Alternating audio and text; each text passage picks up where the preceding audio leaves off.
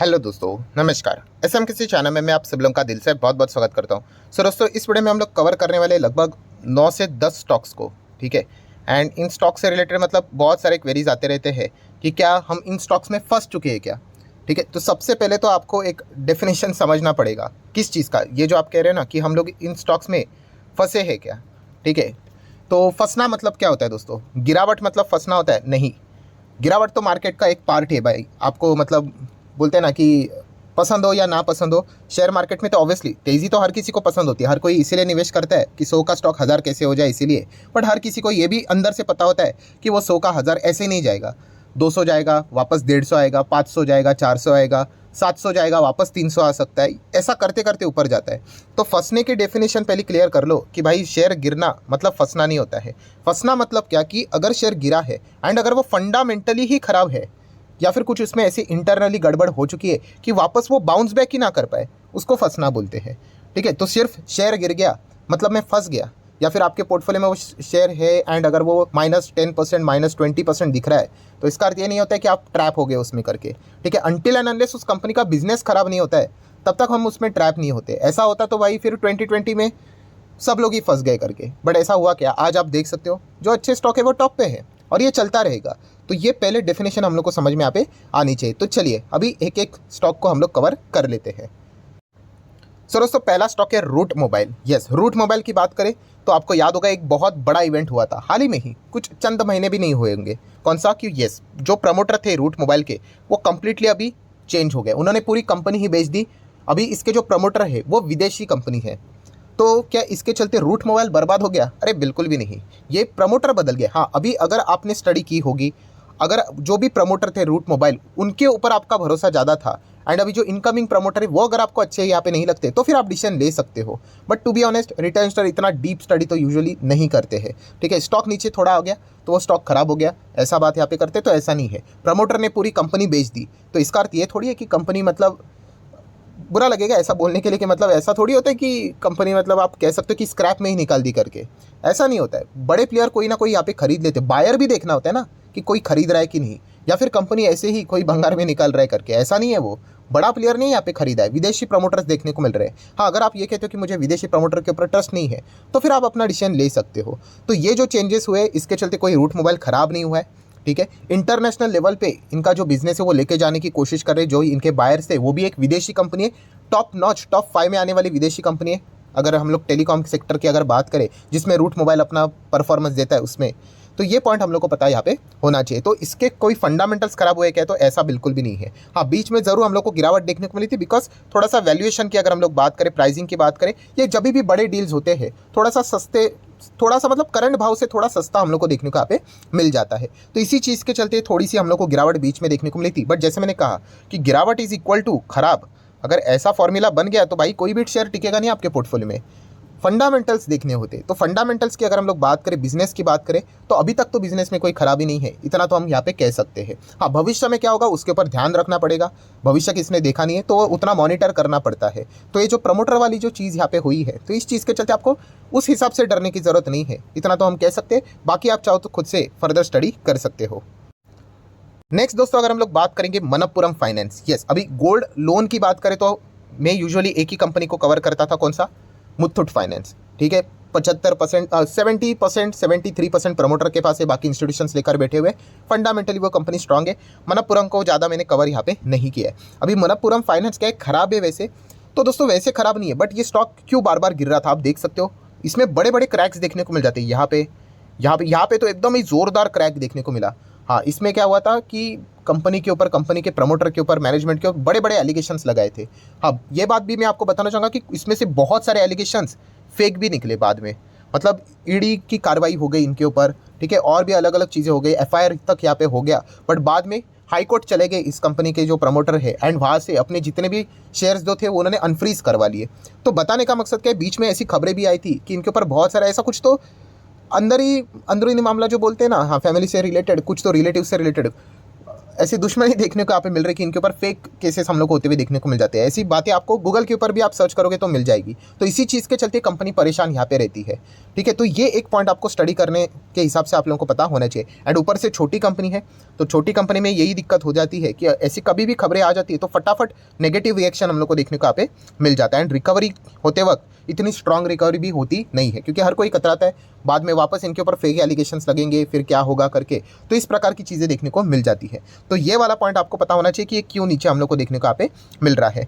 Next अगर हम लोग बात करेंगे स्पाइस जेट के बारे में। अभी स्पाइस जेट के ऊपर तो भाई मैंने इतने वीडियोस बना के रखे हुए, पर्सनली मेरी कोई दुश्मनी नहीं, मैं बिजनेस को पकड़ कर बात यहाँ पे करता हूँ। पहले तो ये एयरलाइन सेक्टर में, एयरलाइन में देखा गया तो इंडिगो ही कैसे चलता है हम सभी लोगों को पता है, बट इंडिगो समहाउ हम कह सकते हैं कि बड़ी कंपनी है, वो मैनेज कर लेती है। बाकी तो जितने भी एयरलाइन कंपनियाँ हैं, बड़े बड़े कंपनियाँ उड़ गई, ठीक है। किंगफिशर उड़ गया, जेट एयरवेज उड़ गया, गो एयर गो फर्स्ट की बात करें वो उड़ गया, आकाश एयर की हालत ख़राब है, ठीक है। तो उसमें अगर देखा गया स्पाइस जेट की अगर हम लोग बात करें फंडामेंटली, हाँ ये बहुत ही ख़राब स्थिति में हम लोग को देखने को यहाँ पे मिल रहा है। कंपनी के आप नंबर्स भी देखोगे तो एक ही चीज़ आपको मल्टीपल टाइम देखने को मिल जाती है, एंड वो है लॉस, लगातार लॉस लॉस। हाँ एक आध बार कभी प्रॉफिट होता है तो उसमें क्या हो जाता है, वो ट्रेडिंग एक्टिविटी होती है कि ट्रेडर ने उसका फ़ायदा उठाया, प्रॉफिट बुक किया, वो चले गए। इन्वेस्टर के लिए क्या होता है कि भाई हम बने रहते हैं, पिच पे बने रहना पड़ता है तब स्कोर बनेगा। यहाँ पे पिच पे बने रहोगे तो कुछ नहीं होगा, स्कोर खराब ही होते चला जाएगा। आप देख सकते हो 5-5 साल में कंपनी ने वेल्थ डिस्ट्रॉय कर दिया, क्योंकि कंपनी का बिजनेस बहुत ही कठिन समय से यहाँ पे गुजर रहा है। बहुत सारे एलिगेशंस, उसमें भी कोर्ट की कार्रवाई, ठीक है। बहुत सारे जो बैंक से इधर से उधर से जो इन्होंने पैसा लेके रखा है उनको वापस पैसा देना, तो इसी में ये जो कंपनी है स्पाइस जेट वो अटकी हुई है। तो हम ज़रूर यहाँ पे कह सकते हैं कि अगर किसी ने यहाँ पे लॉन्ग टर्म के लिए इन्वेस्ट किया होगा तो ज़रूर हम कह सकते हैं कि रिकवरी के चांसेस बहुत ही कम देखने को मिल जाते हैं। देखिए बीच बीच में ऐसे जंप्स आएंगे, कोई न्यूज़ आ गई तो ऐसा सर्किट लग गया करके, बट वो टिकता नहीं है। क्यों? क्योंकि वो ट्रेडिंग एक्टिविटी है ना, इन्वेस्टिंग एक्टिविटी होती है तो वो तेज़ी टिक जाती है, थोड़ी सी गिरावट हो जाती है। तो ये पॉइंट आपको पता यहाँ पे होना चाहिए। नेक्स्ट अगर हम लोग बात करेंगे आरती इंडस्ट्री। सर क्या आरती इंडस्ट्री खराब कंपनी है? तो खराब तो नहीं है, मैं इसके ऊपर मल्टीपल वीडियोस बना चुका हूँ कि केमिकल सेक्टर की कंपनी है। एंड अगर देखा गया तो विदेश में, ग्लोबल में अगर हम बात करें, जो डिमांड है केमिकल का बहुत कम देखने को मिल रहा है। और आरती इंडस्ट्री की स्पेसिफिकली पिटाई इसीलिए हुई है क्योंकि उन्होंने एक्सपेक्ट किया था कि बड़ा ऑर्डर इनके पास यहाँ पे आएगा, इसलिए उन्होंने बहुत खर्चा करके कैपेक्स करके रखा हुआ है। अभी इतना कैपेक्स करके रखा हुआ है और नॉर्मल भी बिजनेस इनको यहाँ पे नहीं मिल रहा है, क्योंकि ग्लोबल मार्केट में स्लो डाउन देखने को मिल रहा है। तो इसीलिए आप देख सकते हैं बड़े बड़े केमिकल कंपनियां हम लोग को नीचे देखने को मिल रही है। एंड इसमें उन्होंने तो कैपेक्स करके रखा था, तो इनका तो थोड़ा सा और हम लोग को बैंड बजते हुए देखने को यहाँ पे मिला है। सो फंडामेंटली देखा गया अंदर कोई ऐसी गड़बड़ नहीं है। हाँ एंड डेफिनेटली इसमें जो फार्मा बिजनेस था, फार्मा लैब, वो हम लोग को अलग होते हुए देखने को यहाँ पे मिला है। बहुत सारे लोग आरती इंडस्ट्री में फार्मा लैब के हिसाब से भी निवेश करते हुए देखने को यहाँ पे मिलते थे, तो इसीलिए आरती इंडस्ट्री में हम लोग को गिरावट देखने को यहाँ पे मिल रही है। नेक्स्ट अगर हम लोग बात करेंगे बाटा इंडिया के बारे में। अभी बाटा इंडिया तो है एक मिड कैप कंपनी, एंड 5 साल में आप देख सकते हैं कितना रिटर्न मिला है, केवल 77 नेट रिटर्न्स की बात करें तो ऑब्वियसली ये कोई फॉर्मूला नहीं कि 5 साल मिड कैप को होल्ड कर रहे हैं मतलब आपको 200-300 मिलेगा, कोई गारंटी नहीं, -70 भी हो सकता है। सो क्या बाटा इंडिया खराब कंपनी? नहीं, खराब तो नहीं है, बट येस फुटवेयर सेक्टर में हम लोगों ने एक चीज़ ज़रूर ऑब्जर्व की है कि कंपनी के एक्सपेंसेस हम लोग को, जितने भी फुटवेयर कंपनी है वो बढ़ते हुए देखने को मिले, इसलिए उनके मार्जिन्स नहीं टिक रहे हैं, उनके प्रॉफिट्स हम लोग को कम होते हुए देखने को मिल रहे हैं। चाहे फिर वो रिलैक्सो की बात करें या फिर कैंपस की बात करें या फिर और किसी फुटवेयर कंपनी की बात करें। तो क्या कंपनी के फंडामेंटल्स खराब है? क्या बाटा इंडिया कंपनी खराब है? नहीं, गिरावट इज इक्वल टू खराब ऐसा नहीं होता है। बिजनेस की अगर हम लोग बात करें, बाटा इंडिया का बिजनेस जरूर डिसेंट है। हाँ रिटर्न्स के मामले में हम जरूर कह सकते हैं कि कंपनी पीछे रहती हुई देखने को यहाँ पे मिल रही है, मतलब कंपनी में कोई गड़बड़ नहीं है, ये मैं बताने की कोशिश यहाँ पे कर रहा हूँ। तो उस हिसाब से आप चाहो तो इसको स्टडी यहाँ पे कर सकते हो। प्लस बीच में हम लोगों ने देखा था फुटवेयर में यहाँ पे जीएसटी के रेट्स भी बदलते हुए देखने को यहाँ पे मिले थे, उसमें भी इनको जबल झटका लगते हुए देखने को मिलता है इंटर सेगमेंट में। सिर्फ बाटा की बात नहीं कर रहा हूँ, आप रिलैक्सो एंड बाकी कंपनीज को भी चाहो तो चेक कर सकते हो। नेक्स्ट बात करेंगे दोस्तों इकेआई एनर्जी। ये तो एकदम ही nano cap micro cap type की कंपनी है, एंड इसमें तो नैनो कैप माइक्रो कैप में तो आपको बताइए तेजी भी रॉकेट की तरह, मतलब देखोगे 5 साल में 1000%, और गिरावट भी देखोगे तो एकदम ब्रूटल गिरावट रहती है, ठीक है। इसीलिए बोला जाता है कि छोटे इन्वेस्टर जो रहते हैं उन्होंने माइक्रो कैप नैनो कैप से दूरी बना के रखनी होती है, क्योंकि उनको पता होना चाहिए कि कब निकलना भी है। अगर नहीं निकल पाएंगे तो एकदम जोरदार गिरावट हो जाती है, मतलब जितना कमाए वो सब कुछ स्वाहा हो सकता है, ऐसी चीज़ें देखने को मिल जाती है। इसका बेस्ट एग्जांपल है। सो इकेआ एनर्जी यहाँ पे क्यों नीचे है, तो इसके पीछे का मेजर रीज़न बीच में देखने को मिला था ऑडिटर। यस, जो इनके बीच में ऑडिटर आए थे भाई, उन्होंने अपना काम यहाँ पे छोड़ दिया था, एंड ऑडिटर ऐसे काम छोड़ के चले जाते हैं। एंड प्लस देखा गया तो बहुत सारी अनबन भी हम लोग को होती हुई देखने को मिली थी, ठीक है। अभी जो इकेआ एनर्जी है उन्होंने अपनी स्पष्टता, मतलब अपने साइड से क्लैरिफिकेशन दिया था, स्पष्टीकरण दिया था कि भाई हमने जो सारे अकाउंटिंग प्रैक्टिसेस यहाँ पे किए हैं, बुक्स ऑफ अकाउंट्स बनाए, वो properly rules regulations company law के हिसाब से बनाए हैं। एंड जो ऑडिटर था, उन्होंने कहा था ऐसा नहीं है, हम तो इसीलिए एग्जिट यहाँ पे कर रहे हैं। तो तू में हम लोग को होती हुई देखने को मिला, एंड किसी को भी तू में के बीच में पड़ना नहीं था। एंड खास करके अगेन कह रहा हूँ, जो छोटी कंपनी रहती है उसमें तो भाई लोग फटाफट निकल ही जाते, क्योंकि इतना रिटर्न बना है ना, तो उसको प्रोटेक्ट भी तो करना है, कौन सही कौन गलत, इसमें क्या करना है। ये देखिए स्टॉक तो नीचे आ गया, तो ये दिक्कत हम लोग को देखने को यहाँ पे मिल रही है। नेक्स्ट अगर हम लोग बात करेंगे दोस्तों, तो हैप्पीएस्ट माइंड टेक्नोलॉजी, तो इसमें तो बिल्कुल डरने की जरूरत नहीं है। देखिए स्टॉक नीचे आ गया ना, ये तो एकदम नॉर्मल सी बात है कि नीचे आ गया मतलब खराब हो गया करके, तो ये तो चलता रहता है भाई, ये तो बेसिक सी चीज़ है, यहाँ पे कोई इंटरनली ये नहीं है। एंड आईटी सेक्टर ग्लोबली कैसा चल रहा है आपको अच्छी तरीके से पता भी है। नेक्स्ट हम लोग बात करेंगे कैम्स। यस, कैम्स की अगर हम बात करें तो जस्ट अभी अभी स्टार्ट हुआ है, अभी मतलब 2020 में ही स्टार्ट हुआ था।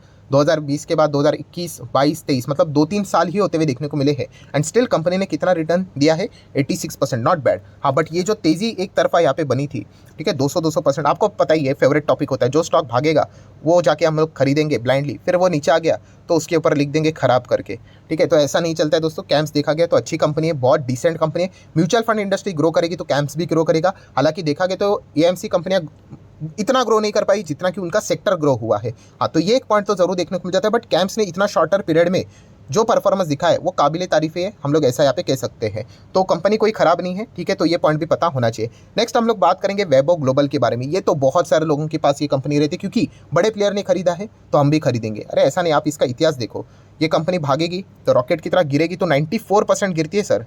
क्या आपको ये बात पता है? इसके ऊपर भी मैंने वीडियो बनाया था, ऐसे हवे में नहीं बोल रहा हूँ, आप चेक कर लो। अगर मैं आपको दिखा दूँ, रफली भी दिखा दूँ, तो ये देखो 93, 94%, एक बार नहीं बार बार, ऐसे बहुत बार होता है। क्यों? क्योंकि कंपनी बहुत छोटी कंपनी है, यहाँ पे लोग टिकते नहीं है, फटाफट पैसा बना तो निकल जाते हैं। तो ये पॉइंट आपको पता होना चाहिए। तो कंपनी फंडामेंटली खराब नहीं है, ये उसका मतलब बोलते हैं ना, टाइप ही वैसा है।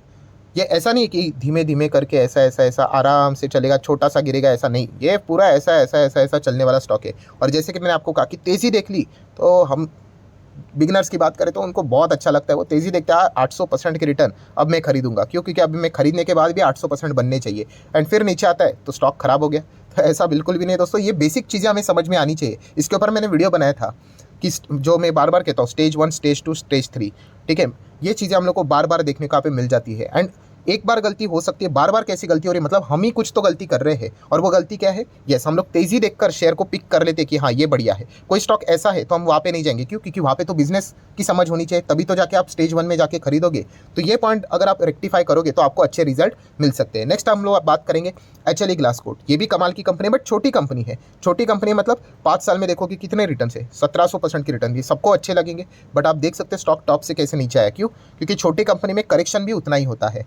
तो ये भी एक ज़बरदस्त कंपनी है। बट येस, जो बिगनर्स है उनके लिए कंपनी ने, जो बिगनर इसमें जाएगा तो वो लिटरली फ्रस्ट्रेट हो जाएगा। वो बोलेगा कि कहाँ पे कौन सी कंपनी को मैंने खरीद के रखा हुआ है, हम तो फंस गए करके। आप फंसे नहीं हो, कंपनी में कोई इंटरनल इशू नहीं, ये चलते ही वैसे हैं। जो कंपनी जितना ज़्यादा रिटर्न देगा उसमें करेक्शन के भी चांसेस उतने ही ज़्यादा रहते हैं। तो ये बेसिक इन्फॉर्मेशन भी हम लोग को पता होनी चाहिए। रूट मोबाइल को तो ऑलरेडी हम लोग कवर पहले ही कर चुके हैं। सो आशा करता हूं दोस्तों वीडियो हेल्पफुल लगा होगा, तो चाहो तो आप इसको लाइक एंड शेयर भी कर सकते हो। So that's it, thank you very much दोस्तों, we will be meeting our next video, तब तक के लिए बाय बाय।